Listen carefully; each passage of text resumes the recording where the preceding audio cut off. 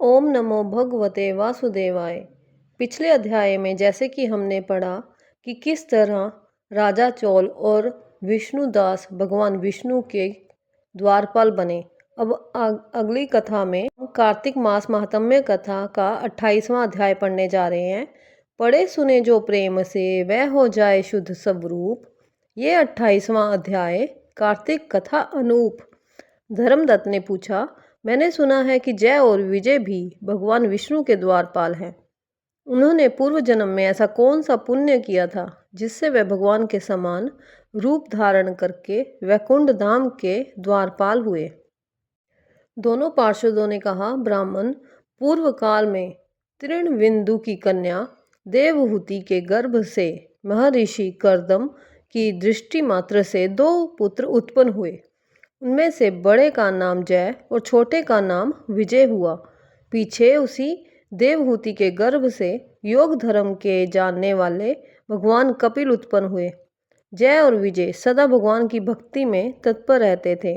वह नित्य अष्टाक्षर मंत्र का जप और वैष्णव व्रतों का पालन करते थे। एक समय राजा मरुत ने उन दोनों को अपने यज्ञ में बुलाया। वहाँ जय ब्रह्मा बनाए गए और विजय आचार्य। उन्होंने यज्ञ की संपूर्ण विधि पूर्ण की। यज्ञ के अंत में अब भृत स्थान के पश्चात राजा मरुत ने उन दोनों को बहुत धन दिया। धन लेकर दोनों भाई अपने आश्रम पर गए।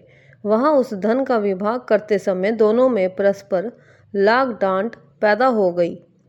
जय ने कहा, इस धन को बराबर बराबर बांट लिया जाए। विजय का कहना था, नहीं, जिसको जो मिला है वह उसी के पास रहे।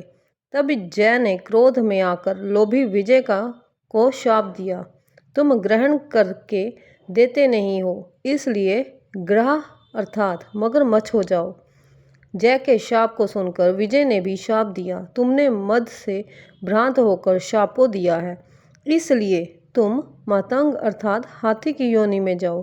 तत्पश्चात उन्होंने भगवान से शाप निवृत्त के लिए प्रार्थना की। श्री भगवान ने कहा, तुम मेरे भक्त हो, तुम्हारा वचन कभी असत्य नहीं होगा। तुम दोनों अपने ही दिए हुए इन शापों को भोग कर फिर से मेरे धाम को प्राप्त होंगे। ऐसा कहकर भगवान विष्णु अंतर्ध्यान हो गए।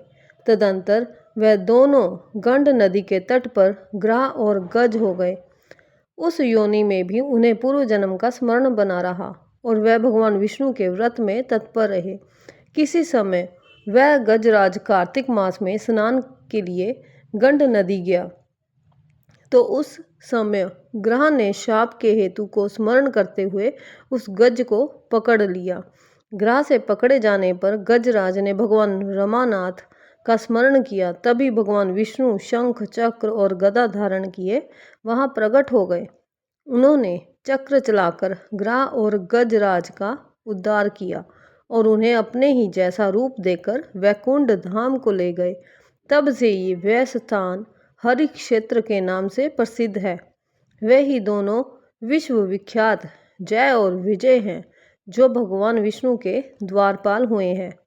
धर्मदत्त, तुम ही ईर्ष्या और द्वेष का त्याग करके सदैव भगवान विष्णु के व्रत में स्थिर रहो।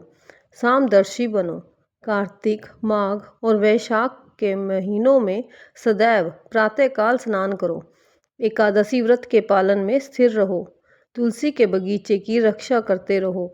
ऐसा करने से तुम भी शरीर का अंत होने पर भगवान विष्णु के परम पद को प्राप्त होवोगे। भगवान विष्णु को संतुष्ट करने वाले तुम्हारे इस व्रत से बढ़कर ना यज्ञ है, ना दान है और ना तीर्थ ही है। विप्रवर, तुम धन्य हो जिसके व्रत के आधे भाग का फल पाकर ये स्त्री हमारे द्वारा वैकुंठ धाम में ले जाई जा रही है। नारद जी बोले, हे राजन, धर्मदत्त को इस प्रकार उपदेश देकर वे दोनों विमानचारी पार्षद उस कलह के साथ वैकुंठ धाम को चले गए। धर्मदत्त जीवन भर भगवान के व्रत में स्थिर रहे और देहवसान के बाद उन्होंने अपनी दोनों स्त्रियों के साथ वैकुंठ धाम प्राप्त कर लिया। इस प्राचीन इतिहास को जो सुनता है और सुनाता है वह जगत गुरु भगवान की कृपा से उनका सानिध्य प्राप्त कराने वाली उत्तम गति को प्राप्त करता है। बोलो विष्णु भगवान की जय, माँ लक्ष्मी की जय। जय जय श्री राधे श्याम, जय जय श्री राधे श्याम।